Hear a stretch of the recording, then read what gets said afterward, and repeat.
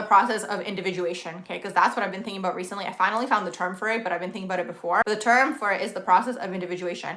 That's part of the way you exit this realm. You have to separate from the group. You can't be in the group. And that's why a lot of the time people look up to, let's say, celebrities or prominent figures, because those people have gone through that process of individuation. They have separated from the group, but that's the whole process to separate from the group. It's very much Aquarius energy. Basically the process that has to take place for you to become separate, like gain consciousness, right? Because up until this point in time, okay, I'll give you guys like a preview, okay, in terms of what I've been thinking about. But up until this point in time, the collective has been operating as a unit with each other, right? It's been very much tribal, like families and all these things. And that comes from way back in the day because that's what was needed to survive, okay, to operate in a unit. So anytime you try to separate from the group, whether it's the family, do your own thing, whether it's, you know, the group think, like what the group is thinking, the belief systems, society's belief systems, anytime you try to separate it, actually what it's going to incite in you is the fear of death, okay, which is most fears. But the whole reason that like comes up is because back in the day when people operated in a group, if you separated from the group, you'd be taken out. That's how they used to survive. Actually, and this is what the age of Aquarius is meant to be. A preview of that with the Pluto in Aquarius, right? But we're going into the age of Aquarius, and it's like basically the age of Aquarius is like development of the soul, where the soul separates from the group